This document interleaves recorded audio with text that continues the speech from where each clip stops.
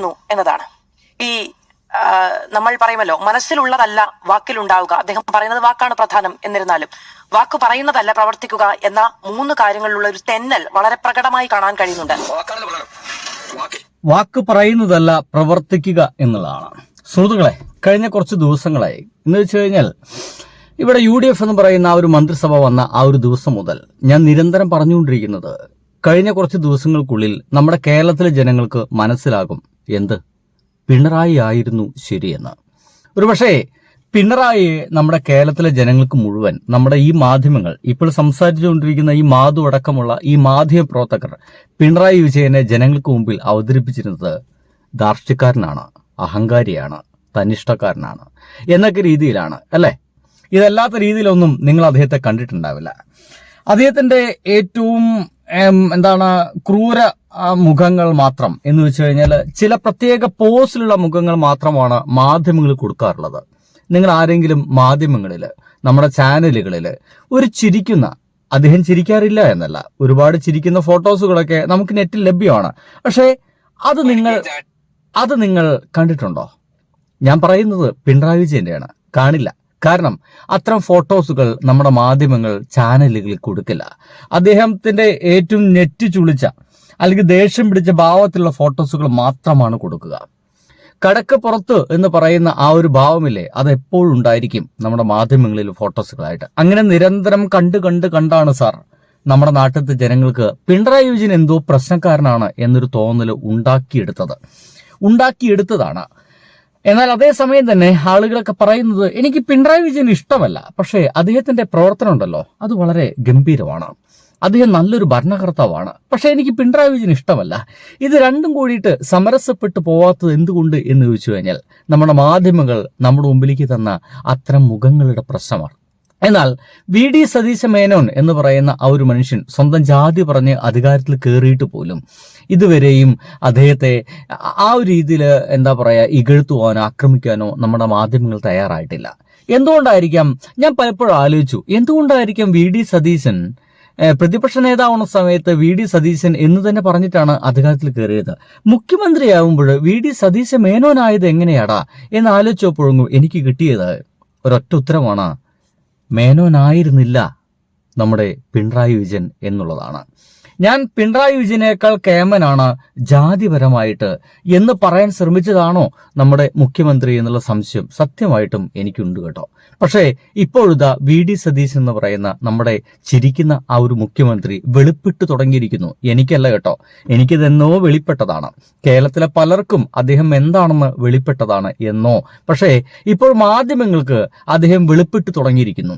പിണറായി വിജയൻ ദാർഷ്ട്യം എന്ന് പറയപ്പെടുന്ന ആ ഒരു പിണറായി വിജയൻ പറയുന്ന വാക്കിൽ ഉറച്ചു നിൽക്കുന്ന ഒരാളാണെന്നും, എന്നാൽ VD സതീശൻ ഓരോ നിമിഷവും ഓരോ വാക്കിനെയും യൂട്ടേൺ അടിച്ച് എങ്ങോട്ടോ നമ്മുടെ കേരളത്തെ കൊണ്ടുപോകുന്നു എന്നും ഇന്ന് മാധ്യമങ്ങൾക്ക് മനസ്സിലായി തുടങ്ങിയിട്ടുണ്ട്. അവർ വീഡിയോ ഇങ്ങനെ ഇറക്കാൻ തുടങ്ങിയിരിക്കുന്നു.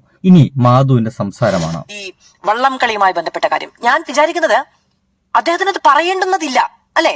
ഇനി അങ്ങനെയാണ് തീരുമാനമെങ്കിലും അദ്ദേഹം ആ പേപ്പർ കയ്യിലെടുത്ത് വെച്ചുകൊണ്ട് ഈ ചമ്പക്കുളം വള്ളംകളി എന്ന് പറഞ്ഞതിന് ശേഷം ഇങ്ങനെ അതിൽ കൊട്ടുന്നുണ്ട്. അപ്പോൾ തന്നെ അദ്ദേഹത്തിന്റെ മനസ്സിലുണ്ട് ഇതല്ല നടക്കാൻ പോകുന്നത് എന്ന കൃത്യമായ പ്രകടനമാണ് അദ്ദേഹത്തിന്റെ ശരീരഭാഷയിൽ ഉണ്ടാകുന്നത്. അതെന്തുകൊണ്ടാണ് നമുക്ക് ഈ ഘട്ടത്തിൽ ആരോപിക്കാൻ കഴിയുന്നത്? ശേഷം അദ്ദേഹം വെളിപ്പെട്ടത് കൊണ്ടാണ്. അല്ലെങ്കിൽ നമുക്ക് പറയാൻ കഴിയില്ല മുഖ്യമന്ത്രി ആ കാര്യത്തിൽ ഇങ്ങനെ ഈ പേപ്പറിൽ കൊട്ടിയത് കൊണ്ട് ആ തീരുമാനം ഘടകവിരുദ്ധമായിരിക്കും എന്ന് പറയാൻ കഴിയില്ല. അത് പറഞ്ഞിരുന്നതിന് ശേഷം നോക്കൂ, അവധി അനുവദിക്കുന്ന കാര്യം സർക്കാർ പരിശോധിച്ച് തീരുമാനിക്കുന്ന കണ്ടില്ലേ, ഒരു കാരണവശാലും കൊടുക്കില്ല. ഇത് ഒരു പ്രതിപക്ഷ MLAയോടാണ് നമ്മുടെ ഈ ഒരു പൂക്കി മുഖ്യമന്ത്രി പറയുന്നെങ്കിൽ നമുക്ക് ക്ഷമിച്ചു കളയാം. കാരണം പ്രതിപക്ഷക്കാരോട് വലതുപക്ഷത്തിന് ഇങ്ങനെയൊക്കെ തന്നെയാണ് അവർ ഇനി മുന്നോട്ട് പോകാൻ പോകുന്നത് എന്ന് നമുക്കണ്ട് വിചാരിച്ചു കളയാം. പക്ഷേ സ്വന്തം അതേ ഒരു കോൺഗ്രസ് കുടുംബത്തിൽപ്പെട്ട ഒരു MLAയോടാണ് ഒരു കാരണവശാലും ഇത് കൊടുക്കില്ല എന്ന് ആത്മഗതം പോലെ എന്നാൽ തൊട്ടപ്പുറത്തിരിക്കുന്ന നമ്മുടെ കുഞ്ഞാപ്പയോട് ഇദ്ദേഹം പറയുന്നത്, കുഞ്ഞാലിക്കുട്ടിയോട് ഇദ്ദേഹം പറയുന്നത്. ശരി, അങ്ങനെ പറയുന്നുണ്ട് എങ്കിൽ സ്വന്തം അംഗത്തിനോട് എന്ന് വെച്ചാൽ സ്വന്തം പാർട്ടിയിൽപ്പെട്ട ഒരാളോടാണ് ഇങ്ങനെ മനസ്സിൽ ഒന്ന് വെച്ചിട്ട് മറ്റൊന്ന് സംസാരിക്കുന്നെങ്കിൽ നമ്മളൊക്കെ കൊടുക്കുന്ന അപേക്ഷകളും അദ്ദേഹം അങ്ങനെ തന്നെയല്ല സ്വീകരിക്കുന്നുണ്ടായിരിക്കുക. കാര്യങ്ങളൊക്കെ ചെയ്യാൻ കേട്ടോ, മനസ്സിലെന്തായിരിക്കും ഇത് നടപ്പിലാക്കാൻ പോകുന്നില്ല എന്നൊരു മനോഭാവത്തിലാവില്ലേ ഇദ്ദേഹം ഇടപെടുന്നുണ്ടായിരിക്കുക. എന്ത് വിശ്വാസത്തിലാണ് ഇനി അങ്ങോട്ടുള്ള വർഷങ്ങൾ 5 വർഷങ്ങൾ നമ്മൾ ഇദ്ദേഹത്തെ താങ്ങേണ്ടത്? നോക്കാം. പിണറായി വിജയനെ മൈക്ക് പലതവണ ചതിച്ചിട്ടുണ്ട് എന്ന് നമ്മൾ കേട്ടിട്ടുണ്ട്. പലപ്പോഴും ഈ ശബ്ദമുണ്ടാവുക, മൈക്കിന്റെ ഭാഗത്തു നിന്ന് ഈ കൂവൽ ഉണ്ടാവുക, അദ്ദേഹം അതിനോട് പ്രകോപിതനായി സംസാരിക്കുക തുടങ്ങിയ ഒരുപാട് കാര്യങ്ങൾ ഉണ്ടായിട്ടുണ്ട്. പക്ഷെ അപ്പോഴൊന്നും ഈ പറയുന്ന ഇരട്ടത്താപ്പോ അല്ലെങ്കിൽ ജനുവിനല്ല എന്ന വിളിച്ചു പറയലുകളോ ഉണ്ടാകുന്നില്ല. ഇത് കേരളത്തിൽ അവിടെ നിർത്തൂ മാധു, അവിടെ നിർത്ത്. ജെനുവിനിറ്റി, ജെനുവിൻ എന്ന് പറയുന്നൊരു വാക്കുണ്ട്. നമ്മുടെ ഇംഗ്ലീഷിലൊരു നല്ല വാക്കാണ്. മലയാളത്തിലേക്ക് അതെങ്ങനെ ട്രാൻസ്ലേറ്റ് നിങ്ങൾ ചെയ്തു കഴിഞ്ഞാലും നിങ്ങൾക്ക് അതിനെ മനസ്സിലാക്കാൻ സാധിക്കുക, നമ്മുടെ മുമ്പിൽ ഒരാൾ ഒരു വാക്ക് പറയുന്നുണ്ടെങ്കിൽ ആ വാക്കിനൊപ്പം നിൽക്കുക എന്നുള്ള ഒരാളെയാണ്. അങ്ങനെ ഒരു വാക്ക് പറഞ്ഞിട്ടുണ്ടെങ്കിൽ പിണറായി വിജയനെ പറ്റി പറയുന്ന വാക്ക് തന്നെ എങ്ങനെയാണ്? ചെയ്യാൻ കഴിയുന്നതേ പറയൂ, പറയുന്നത് ചെയ്യുകയും ചെയ്യും എന്നുള്ളതാണ്. അല്ലാത്തൊന്നും അദ്ദേഹം പറഞ്ഞിട്ടില്ല. ജനങ്ങളോട് CAA നടപ്പിലാക്കില്ല എന്ന് പറഞ്ഞു കഴിഞ്ഞാൽ അത് നടപ്പിലാക്കില്ല. PMC കേരളത്തിലേക്ക് വേണ്ട, അത് നടപ്പിലാക്കില്ല എന്ന് പറഞ്ഞു കഴിഞ്ഞാൽ അത് നടപ്പിലാക്കില്ല. വയനാട്ടിലത്തെ കുടുംബങ്ങൾക്ക് ആ ഒരു വീടുകൾ നഷ്ടപ്പെട്ട അവർക്ക് ഒരു ടൗൺഷിപ്പ് കെട്ടിക്കൊടുക്കുമെന്ന് പറഞ്ഞു കഴിഞ്ഞാൽ അത് കെട്ടിക്കൊടുത്തിരിക്കും. അതിന്റെ പകുതി പണി തീർന്നു. ബാക്കി പകുതി പണി എന്തായി എന്ന് ഈ മാധു അടക്കമുള്ള നമ്മുടെ മാധ്യമപ്രവർത്തകർ ഇനി പോയി അന്വേഷിക്കണം. തീർച്ചയായിട്ടും അന്വേഷിക്കണം. എനിക്ക് കിട്ടിയ വിവരം സുഹൃത്തുക്കളെ, വയനാട് ടൗൺഷിപ്പിന്റെ ആ ഒരു പണി നിൽക്കാൻ പോകുന്നു. ഇനി കുറച്ച് ദിവസങ്ങൾക്കകം ആ ഒരു വർക്ക് നിൽക്കും. ഇനി കോൺഗ്രസ്സുകാർ കെട്ടിക്കൊടുക്കാമെന്ന് പറഞ്ഞ വീടെവിടെ? ചർച്ചയേ ഇല്ല കേട്ടോ. ഒരു മാധ്യമ പ്രവർത്തകൻ പോലും ആ ഒരു ചോദ്യം ചോദിക്കില്ല, ചർച്ച ചെയ്യില്ല. 10 ദിവസം കഴിയട്ടെ. ഞങ്ങളുടെ ഏതോ ഒരു ലിസ്റ്റ്, ഏതോ ഒരു പേപ്പർ, ഏതോ ഒരു പഞ്ചായത്തിലാണ്.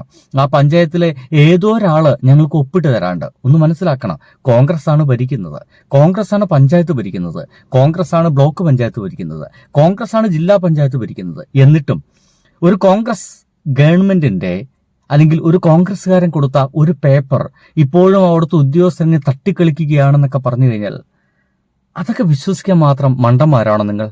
അല്ല, ആണ്. ജനങ്ങൾ അല്പസ്വല്പമൊക്കെ മണ്ടന്മാരാണ്. അതുകൊണ്ടാണല്ലോ എന്തൊക്കെയോ ചില വാഗ്ദാനങ്ങൾ കേട്ടിട്ട് ഈ ഒരു മുഖ്യമന്ത്രിയെ അങ്ങോട്ട് ജയിപ്പിച്ചുവിട്ടത്. എന്തായാലും വിശ്വാസ്യത എന്ന് പറയുന്ന ഒരു വാക്കിന് ഒരു രൂപമുണ്ടെങ്കിൽ അത് പിണറായി വിജയൻ തന്നെയാണെന്ന് ഇപ്പോൾ മാധു അടക്കമുള്ള മാധ്യമപ്രവർത്തകർക്ക് മനസ്സിലായിരിക്കുന്നു. മുഖ്യമന്ത്രി പറയുന്നതല്ല പ്രവർത്തിക്കാൻ പോകുന്നത് എന്ന് വളരെ പ്രകടമായി എവിടെയാണ് നിയമസഭയിൽ വെളിപ്പെട്ടിരിക്കുന്നു എന്നതൊരു പ്രധാന കാര്യമാണ്. അവിടെ നിന്നാണ് നമ്മൾ അഴിമതിയാണ് ഇത്, അതായത് വീര്യം കുറഞ്ഞ മദ്യം വിൽക്കാനുള്ള തീരുമാനം LDF സർക്കാരിന്റെ ഭാഗത്തു നിന്ന് ഉണ്ടാകാൻ പോകുന്നു, അത് അഴിമതിയാണ് എന്ന് പറഞ്ഞ വി ഡി സതീശൻ നമ്മൾ അവിടെ നിന്നാണ് കാണേണ്ടുന്നത്. ആ അഴിമതിയാണ് എന്ന് പറഞ്ഞ വി ഡി സതീശൻ ഇന്ന് എവിടെയാണ് നിൽക്കുന്നത്? അദ്ദേഹം അത് നിർവഹിക്കാൻ ഒരുങ്ങുകയാണ്, അതിനുള്ള തീരുമാനം എടുത്തിരിക്കുകയാണ്. അപ്പോൾ അത് അഴിമതിയാണ് എന്ന് അദ്ദേഹം ഇപ്പോൾ വിചാരിക്കുന്നുണ്ടോ എന്നതൊരു ചോദ്യമാണ്.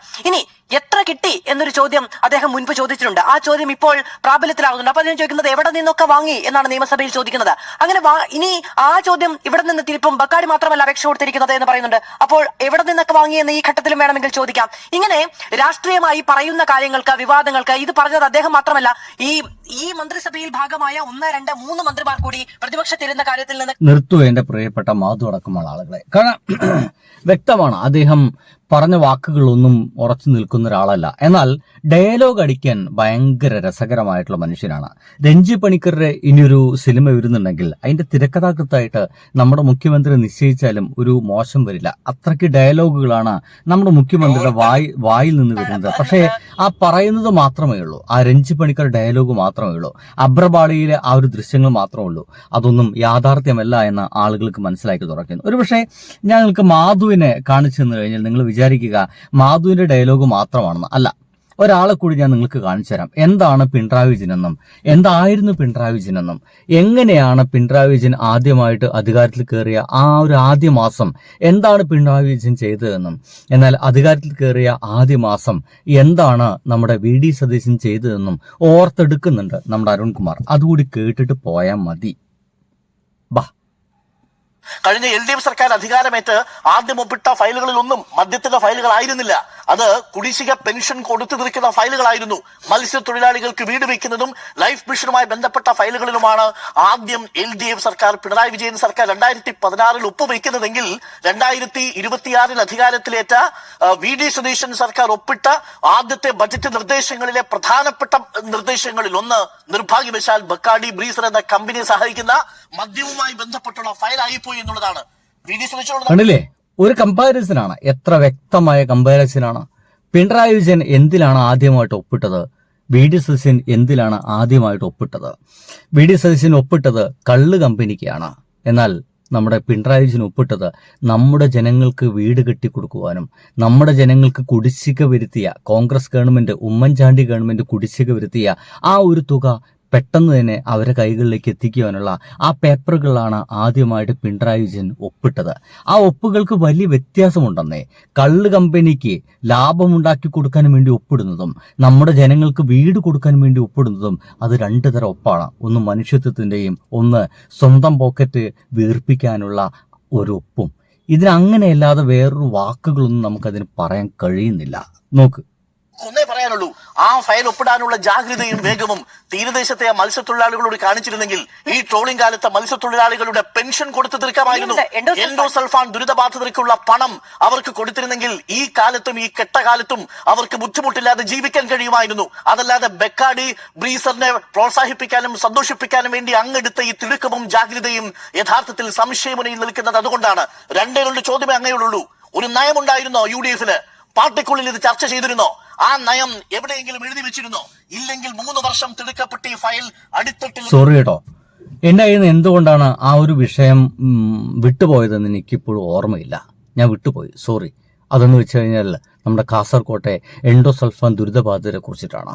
അവർക്ക് കൊടുക്കേണ്ടിയിരുന്ന ഒരു മാസം വരുന്ന തുകയുണ്ട്, അവരുടെ ചികിത്സയ്ക്ക് ആവശ്യമായിട്ടുള്ള തുകയുണ്ട്. ആ തുകയുടെ പേപ്പർ പോലും ഒപ്പിടാതെ ഇദ്ദേഹം മാറ്റിവെച്ചിട്ട് ബെക്കാഡിക്ക് വേണ്ടിയിട്ട് ഇദ്ദേഹം ഒപ്പിട്ടിട്ടുണ്ടോ എങ്കിൽ എൻ്റെ പൊന്നു സുഹൃത്തുക്കളെ, ഇനിയുള്ള വർഷങ്ങൾ നിങ്ങൾ എന്തായിരിക്കുമെന്ന് നിങ്ങൾ തന്നെ ചുമ്മാ ഇരുന്ന് മൂലക്കിലിരുന്ന് ഒന്ന് ആലോചിച്ചാൽ മതി. ഞാൻ അധികം പറയുന്നില്ല. ബൈ.